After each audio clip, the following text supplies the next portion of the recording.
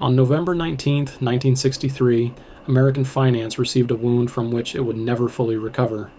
It wasn't a stock market crash or a banking panic. It was the discovery of a single, unbelievable fact. At a network of tank farms in Bayonne, New Jersey, inspectors pried open a storage tank certified to hold millions of pounds of valuable salad oil. They did not find a golden, viscous liquid. They found salt water. The deception was as simple as it was brazen. A single man had just pulled off one of the largest frauds in history. His weapon wasn't complex financial derivatives or computer code.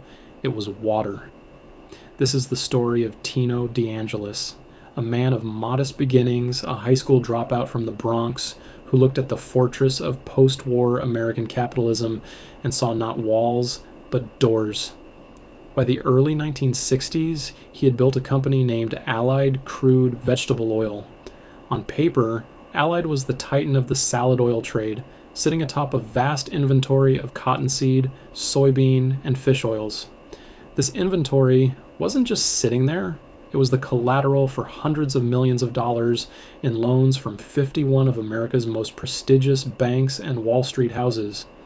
These institutions were so confident in their collateral, they never imagined they needed to check it properly. They were lending against ghosts. What happens when trust is nothing but a liability? The entire system was built on a liquid foundation. De Angelis understood a fundamental truth about finance that the financiers themselves had forgotten. The system runs on trust, and trust can be weaponized. His early career was a masterclass in cutting corners. He rose to prominence in the meatpacking industry, securing a massive government contract to supply pork to the Eisenhower administration's Food for Peace program. He fulfilled it by submitting fraudulent vouchers, a scheme for which he would eventually plead guilty, but that was small time. It was in the mundane, physical world of vegetable oil that he saw his ultimate opportunity. The stage was set by a post-war boom and a new financial instrument, the warehouse receipt. This piece of paper was a promise. It certified that a specific quantity of a commodity, like soybean oil, was stored in a specific tank under the control of a supposedly independent warehouse company. Possession of that receipt was as good as possession of the oil itself. It was a solid, tangible asset in a world of paper promises. Banks would lend you money against it. Brokers would use it to back complex trades. The entire structure depended on the integrity of the warehouse company and the assumption that the oil in the tank matched the description on the receipt. De Angelis decided to become the warehouse company. He gained control of American Express Field Warehousing Company, a subsidiary of the revered American Express. The name itself was a shield of impeccable credibility. With this shield, he could now certify his own inventory. The first layer of the deception was straightforward. He would fill his tanks with a small amount of salad oil. Because oil floats on water, he could then pump millions of gallons of salt water into the bottom of the same tanks. The water was heavy, it was cheap, and it was invisible to a casual inspection. When a bank's inspector arrived to verify the collateral, he would simply dip his measuring tape into the top layer of the tank. The gauge would show a tank full of oil. The receipt would be issued. The money would be lent. But De Angelis wasn't done. He discovered he could push the illusion even further. The system was begging to be fooled.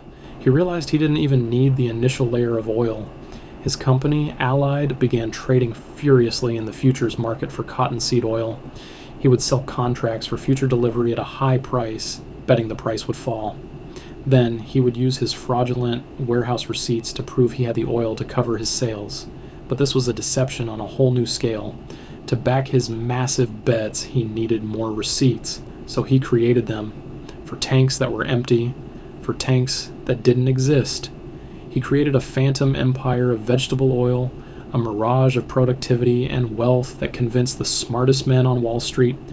The money flowed in like a tidal wave. $150 million in 1963 dollars. That's over $1.5 billion today.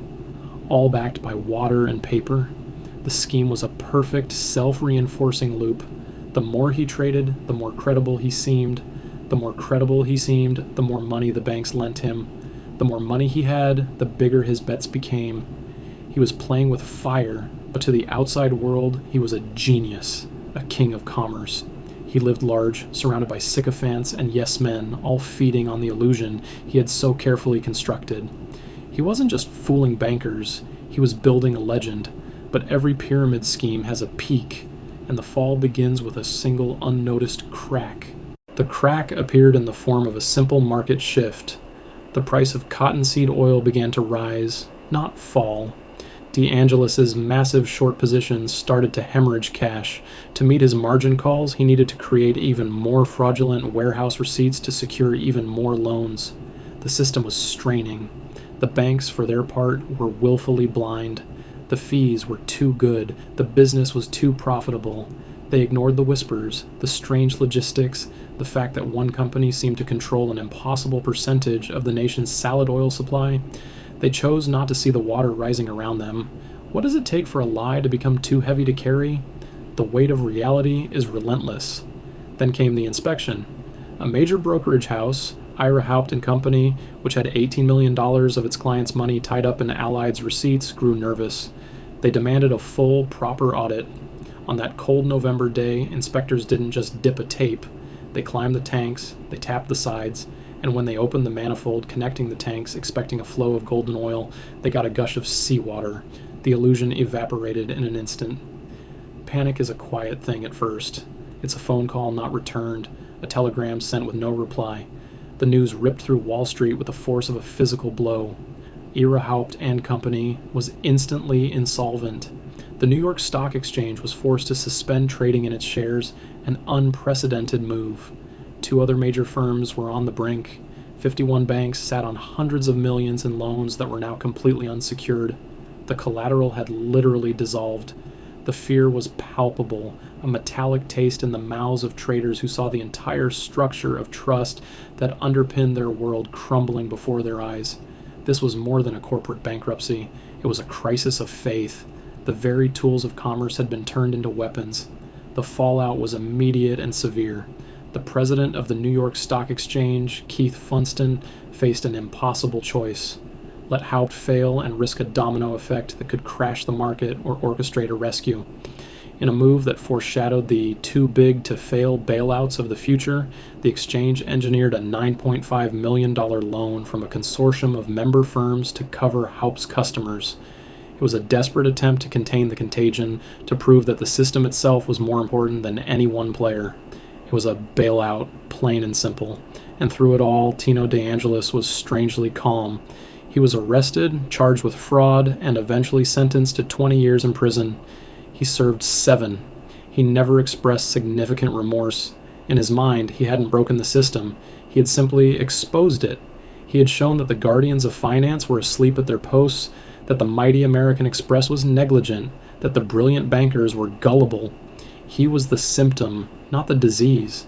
The foundation of money is not gold, but belief. The salad oil scandal did not cause the 1962 market drop, but it revealed a profound sickness within the financial body. It proved that the system was vulnerable not to external shocks, but to internal rot. It demonstrated that complexity could be used to hide emptiness. The scandal directly led to the creation of new federal regulations, including the Commodity Futures Trading Commission, designed to bring oversight to the Wild West of futures trading. It forced banks and brokerages to implement real physical auditing procedures. The age of naive trust was over, but the patterns Tino De Angelis perfected did not die. They simply evolved. He was the prototype for every modern financial criminal, from Michael Milken to Bernie Madoff to the architects of the 2008 subprime mortgage crisis. The assets changed, from salad oil to junk bonds to synthetic collateralized debt obligations, but the core mechanism remained identical.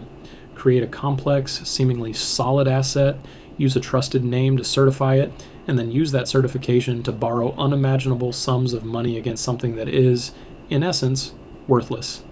The water in the tanks was a literal truth that became a powerful metaphor. What is the modern equivalent of a tank full of water? What illusion are we accepting as solid collateral today?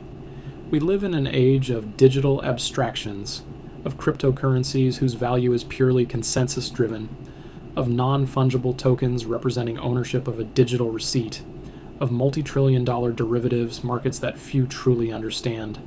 We are told these assets have value because the system says they do. We are asked to trust the new warehouse men, the tech founders, the crypto whales, the algorithmic traders. The salad oil scandal is not a quaint historical anecdote. It is a warning label stamped on the entire concept of modern finance. Tino De Angelis proved that the most dangerous swindler is not the one who forges a check, but the one who understands the system better than its architects. He didn't break the locks. He proved they were never locked in the first place. He showed that a sufficiently large lie, backed by the appearance of legitimacy, can become an economic force of nature. The $150 million he stole was nothing compared to the trust he obliterated. So the next time you hear about a can't-miss investment, a revolutionary new asset class, or financial genius who has defied all odds, remember the tanks in Bayonne. Remember that the most sophisticated schemes are often built on the simplest deceptions. Look for the water beneath the oil. Question the receipt. Verify the collateral. The guardians of your wealth are not infallible. The history of finance is not a straight line of progress, but a spiral of repeating follies each time with a new, more complex disguise. The scandal never really ended. It just found new tanks to fill. He didn't stop with 1 tank, or 10, or even 50. Tino De Angelis industrialized his deception. At its peak, his phantom inventory was a sprawling labyrinth of steel. Over 400 storage tanks across New Jersey, all certified, all inspected, all supposedly brimming with wealth. The American Express Field Warehousing Company, the subsidiary he controlled, stamped its impeccable reputation on every fraudulent receipt. This was the masterstroke. He wasn't just forging documents in a back office, he was leveraging one of the most trusted brands in the world to authenticate his fiction. The system was designed for honesty, and he exploited every single weakness. He turned a safeguard into a weapon. How do you steal a fortune? You use the vault's own blueprints. The physical execution was both crude and brilliant. The tanks were often compartmentalized. A false interior, sometimes just a layer of foam or a floating metal plate, would be installed. A few feet of genuine salad oil would be poured on top. Beneath it, the tank was filled with water, or when he grew even more brazen, simply left empty. The pipes and manifolds that connected the tanks were a web of lies. They could be valved and switched so that when an inspector came to verify 1 tank, the oil from a single, genuine reserve would be routed through it, giving the illusion that every connected tank was full. The inspectors, when they came, were often complicit in their own deception. They were rushed. They were not chemists. They saw the American Express seal and assumed integrity. They dipped their measuring sticks into the top layer, noted the depth of the oil, and moved on. They never pumped the tanks dry. They never tested the liquid's composition. They saw what they were expected to see. The sheer scale of the operation was its own defense. Who would have the time or the resources to physically verify every one of 400 tanks? But the fraud required 2 sides, the swindler and the mark. The marks in this case were some of the most powerful financial institutions in the world: Bank of America, Chase Manhattan, Bunge Corporation. They were so eager for the profits that they suspended their disbelief. The interest and fees from financing De Angelis's massive trading operations were a river of gold. To question the collateral was to question the river. They ignored the warning signs, the fact that Allied's reported holdings were greater than the entire nation's supply of salad oil, the rumors of strange plumbing at the tank farms, the sheer unbelievable growth of a company that had been a minor player just years before. Greed is the most effective blindness. The banks were not victims of a crime, they were accomplices in a fantasy. What does it say when the most sophisticated minds on Wall Street are fooled by a tank of water? De Angelis then layered a financial deception on top of the physical one.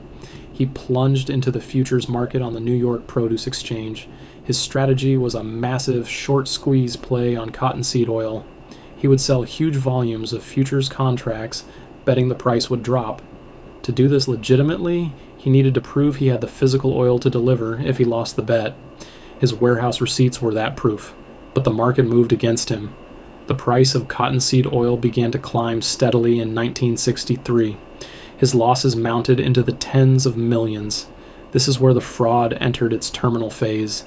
To cover his mounting losses and meet margin calls, he needed to create more and more receipts to pledge as collateral for new loans. The pyramid of paper was reaching for the sky. He was no longer just faking inventory. He was faking solvency. The entire scheme became a frantic race to secure enough cash to keep his market positions afloat, a race against the immutable logic of mathematics. The lie was now consuming itself. The first domino teetered on November 13, 1963. The brokerage firm Ira Hoped and Company, which had advanced De Angelis $18 million based on his receipts, grew nervous. They sent their own man to Bayonne. He wasn't satisfied with a dipstick measurement. He demanded that specific tanks be opened and their contents transferred to other verified tanks. The Allied staff delayed, obfuscated, and made excuses. The alarm bells were now ringing loudly. The pressure built for a full, formal, and unforgiving audit. Then came the day of reckoning, November 19, 1963. The day the water broke through the dam. A team of inspectors, accompanied by wary bankers and brokers, descended on the Bayonne facility. This time, there would be no courtesy. They went to the tanks listed on the most recent receipts. They didn't just open inspection hatches, they opened the main valves. They connected hoses to pump the oil out. From the first tank, a thin stream of oil flowed, then sputtered, then stopped. Then from the connection, a gush of murky salt water poured forth. They moved to the next tank. The same result, and the next.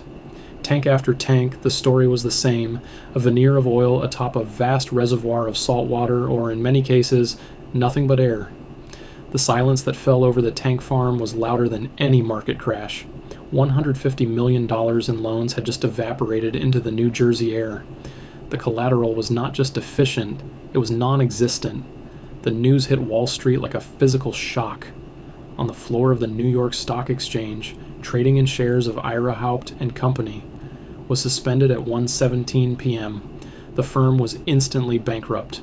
The fear was not just about one brokerage, it was about contagion.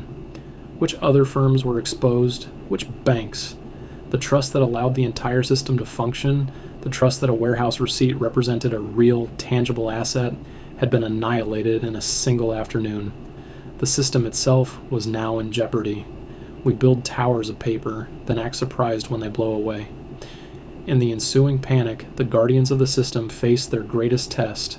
The president of the NYSE, Keith Funston, and a committee of Wall Street's most powerful leaders gathered in a state of emergency. Letting Haupt fail would mean ruining its thousands of innocent customers and could trigger a chain reaction of bankruptcies.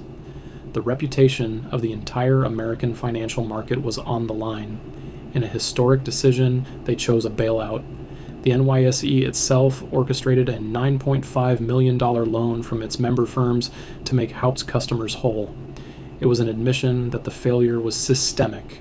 The scandal was so profound that it required breaking the fundamental rule of capitalism to save capitalism.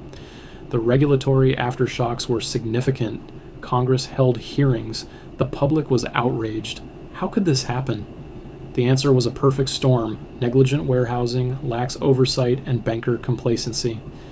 American Express, which had leased its good name to the field warehousing subsidiary without providing adequate oversight, saw its stock plummet and its reputation severely tarnished. The scandal directly catalyzed the creation of the Commodity Futures Trading Commission, CFTC, in 1974, a new federal agency designed to bring regulation and transparency to the chaotic futures markets. It forced a complete overhaul of how warehouse receipts were issued and verified. The age of taking a man's word or his dipstick measurement was over. And Tino De Angelis? He was charged with fraud and conspiracy. In court, he was unrepentant. He portrayed himself as a businessman who had simply gotten in over his head, a victim of circumstance and market forces. He was convicted and sentenced to 20 years in prison, of which he served only 7. He never returned to prominence. He died in 2009, a forgotten man, but his legacy is etched into the DNA of every financial regulation and every skeptical audit performed today. The true lesson of the salad oil scandal is not that one man was a thief. The lesson is that the systems we create to manage risk are only as strong as the integrity of the people who run them and the diligence of those who are supposed to check them. De Angelis didn't invent a new kind of crime. He simply revealed the eternal vulnerability of finance to a confident liar. He proved that no amount of sophistication can fully replace the need for old-fashioned physical verification. This pattern has repeated itself ever since. The savings and loan crisis of the 1980s was fueled by fraudulent real estate appraisals. The land was there, but its value was water. The Enron scandal was a digital age echo using complex accounting to create phantom profits and hide real debt. The 2008 financial crisis was the ultimate expression of the salad oil principle. Millions of fraudulent mortgages were packaged into complex securities, given a AAA rating by the modern equivalent of American Express, the credit rating agencies, and sold to investors as solid collateral. The tanks are still there. They just have different names today.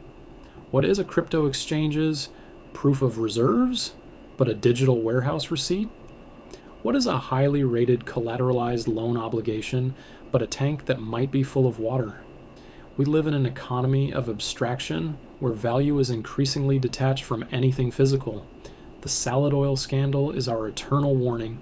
It teaches us to always ask the simple, inconvenient questions. Where is the oil? Can I see it? Can I pump it out?